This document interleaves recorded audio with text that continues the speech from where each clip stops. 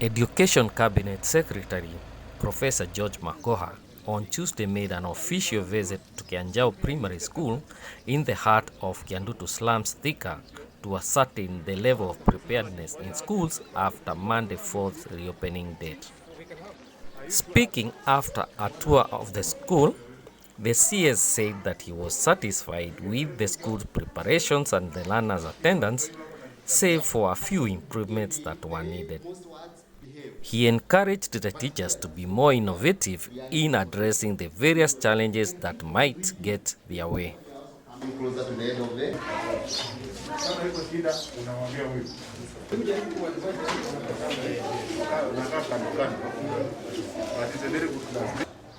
And I want to know the spelling.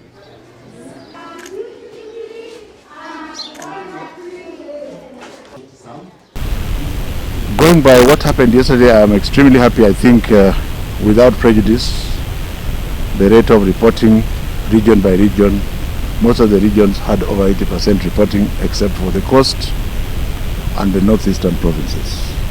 And we are focused there this morning together with our brothers in Gao, where we are going to look for the children, irrespective of the cause for not reporting. We shall firmly persuade them to come to school and they will be brought to school.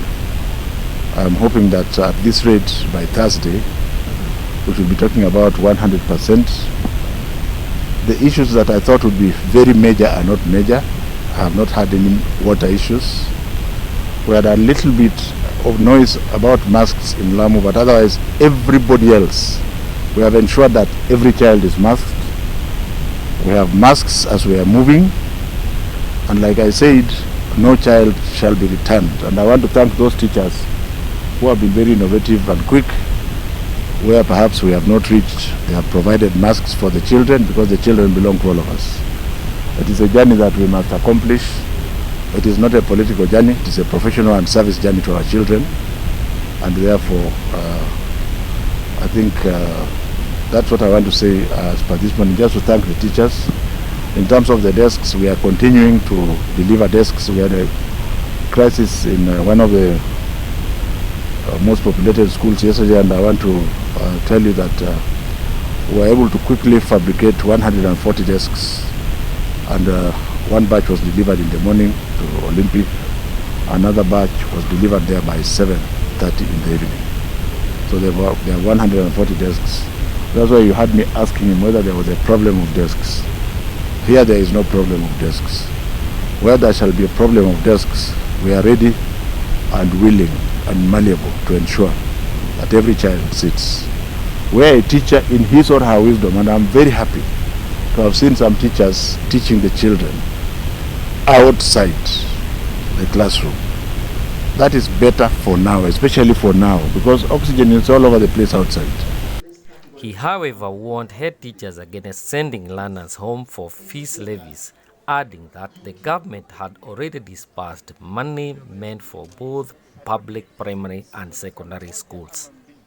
If anybody is bold enough to chase a child away from school, including my greatest head teacher here, if you are bold enough to chase a child away from school because of development fee, instead of that, just send me the details and we shall react. And I can assure you, we shall react vigorously and severely without fear or favor and very little mercy. Thank you very much. By the grace of God. In fact, we don't listen, because I had said before in my interview with Citizen that the primary school 4 billion would have been released yesterday. Yes, it was released yesterday. You should check your accounts. Yes. But the better news is that through the intercession of His Excellency the President, even the 14.4 billion for secondary schools were released yesterday. Give us 24 to 48 hours. Let people not look for negatives. We are not sleeping. We are doing everything possible for the benefit of these children. So that's news that you have helped me to remember so that the nation can know that the money has been released to the banks. A surprise for me, because I thought the other one would come maybe a day or two later.